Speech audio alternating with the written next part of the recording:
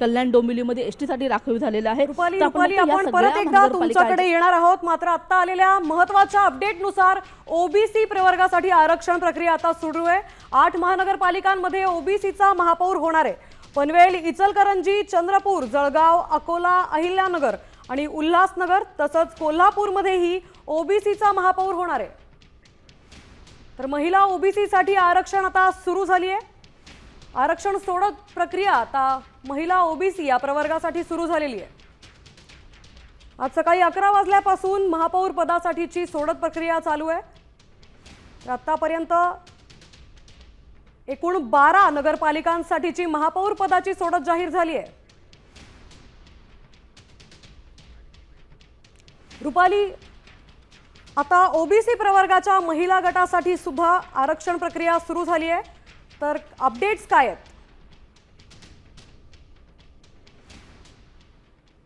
नक्कीच आपण पाहत आहोत की आतापर्यंत एससी आणि एसटी साठी खरं तर जे रिझर्वेशन होतं त्याची सोडत झालेली होती आणि आता ओबीसी साठी जे रिझर्वेशन आहे त्याची सुद्धा सोडत निघाल्याचं आपल्याला कळतं आहे। याच्यामध्ये अकोला, उल्हासनगर, चंद्रपूर, अहिल्यानगर, कोल्हापूर, जळगाव, पनवेल आणि इचलकरंजी या महत्त्वाच्या महानगरपालिकांसाठी आता आपण पाहत आहोत की ओबीसी जो महापौर आहे त्याची सोडत खरं तर निघालेली आहे। जळगावमध्ये ओबीसी महिला महापौर असणार आहे। त्याच्यामुळे आता आपापल्या त्या ठिकाणी ज्यांचं बहुमत खरं तर मिळालेलं आहे किंवा ज्यांचे नगरसेवक सर्वाधिक निवडून आलेले आहेत त्यांच्याकडे आता जळगावमध्ये ओबीसी महिला कोणती कॅन्डिडेट आहे का हे खरं तर तपासलं जाणार आहे। त्याच्यामुळे कुठेतरी पुन्हा एकदा आपण बघतो की प्रयत्न होताना पाहायला मिळणार आहेत। आणि आपण पाहत आहोत की आतापर्यंत लातूर, जालना आणि याच्यासाठी ठाण्यासाठी आपण पाहतो की एससी साठी राखीव खरं तर आरक्षण सोडण्यात आलं होतं, मात्र आता आपण पाहतो आहोत की आता ओबीसी साठी सुद्धा आरक्षण सोडत निघालेली आहे। याच्यामध्ये अकोला, उल्हासनगर, चंद्रपूर, अहिल्यानगर, कोल्हापूर, जळगाव, पनवेल आणि इचलकरंजी ह्या महत्त्वाच्या शहरांचा खरं तर समावेश असणार आहे।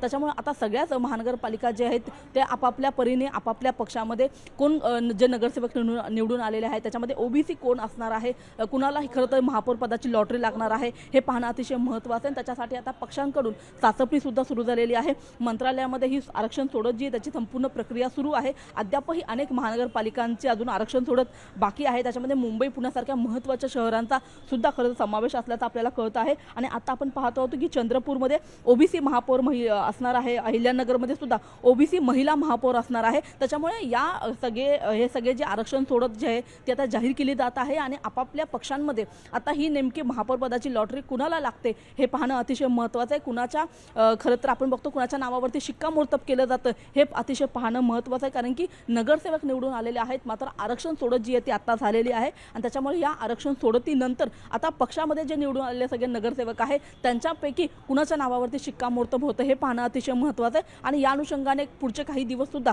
खरं तर अशाच पद्धतीचं राजकारण आपल्याला होताना पाहायला मिळणार आहे। कोणते नगरसेवक फुटले जातात का, कोणते नगरसेवक गायब होतात, कोणते नगरसेवक नॉट रिचेबल होतात, अशा अनेक घटना ज्या आहेत ते मागच्या काही दिवसामध्ये सुद्धा घडल्या होत्या। आणि आता जेव्हा आरक्षण जाहीर होत आहे तेव्हा येत्या काही दिवसामध्ये अशा काही घटना घडतील का हे सुद्धा पाहणं महत्त्वाचं आहे। आपापले जे सगळे नगरसेवक आहेत त्यांना खरं तर साबूत ठेवण्याचं जे काम आहे ते खरं तर पक्षावरती त्याची एक मोठी जबाबदारी असणार आहे। आणि आपण पाहतो की आता जी माहिती समोर आली त्याच्यामध्ये अकोल्यामध्ये सुद्धा खरं तर महिला ओबीसी महापौर असणार आहे। त्याच्यामुळे आपण पाहतो की जे ओबीसी महापौर असणार आहे त्याच्यामध्ये महिलांचा सुद्धा समावेश असणार आहे। याच्यामध्ये अकोला असेल, अहिल्यानगर असेल, या 2 महानगरपालिकांमध्ये आपण पाहिलं तर महिला ओबीसी यांच्यासाठी खरं तर हे आरक्षण राखीव झालेलं आहे। चंद्रपूरमध्ये सुद्धा महिला ओबीसी आरक्षण राखीव झालेलं आहे। आणि आपण बघतो की जे ओबीसी आरक्षण रिझर्वेशन पडलं होतं याच्यामध्ये आपण जर पाहिलं तर उल्हासनगर, चंद्रपूर, अहिल्यानगर, कोल्हापूर, पनवेल, जळगाव, इचलकरंजी यासारख्या महत्त्वाच्या महानगरपालिकांचा खरं तर समावेश होता। आणि याच्यापूर्वी आपण पाहतो आहोत की लातूर असेल, जालना असेल याच्यामध्ये सुद्धा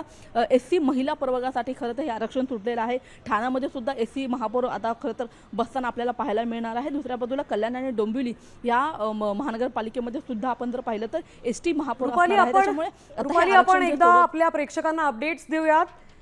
ओबीसी महापौर पदाची आरक्षण आता तर लातूरचं महापौर पद आता एससी साठी असणार आहे। लातूर आणि जालन्यात महापौर पद हे एससी साठी राखीव झालंय।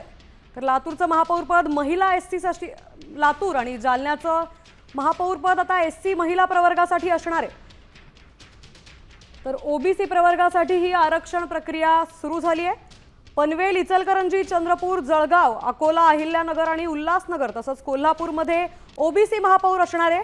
त्यात चंद्रपूर, जळगाव, अकोला, अहिल्यानगर या 4 महानगरपालिकांचे महापौर हे ओबीसी महिला प्रवर्गातून असणार आहेत.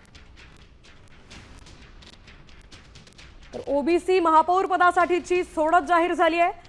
एकूण 8 महानगरपालिकांमध्ये ओबीसी महापौर असणार आहेत. त्यातल्या 4 महानगरपालिकांमध्ये म्हणजेच अकोला, अहिल्यानगर, चंद्रपूर, जळगाव इथे ओबीसी महिला प्रवर्गातला महापौर असणार आहे. तर उल्हासनगर, कोल्हापूर, पनवेल आणि इचलकरंजीमध्ये ओबीसी प्रवर्गातला महापौर बसणार आहे. आतापर्यंत एससी, एसटी आणि ओबीसी या प्रवर्गाची सोडत जाहीर झाली आहे. तर कल्याण डोंबिवलीमध्ये आता महापौर एसटी प्रवर्गातून असणार आहे. तर ठाण्यात एससी प्रवर्गातून महापौर बसणार आहे. तर जालन्यातही एससी प्रवर्गातला महापौर असणार आहे. तसंच लातूरमध्ये एससी महिला प्रवर्गाचा महापौर असणार आहे.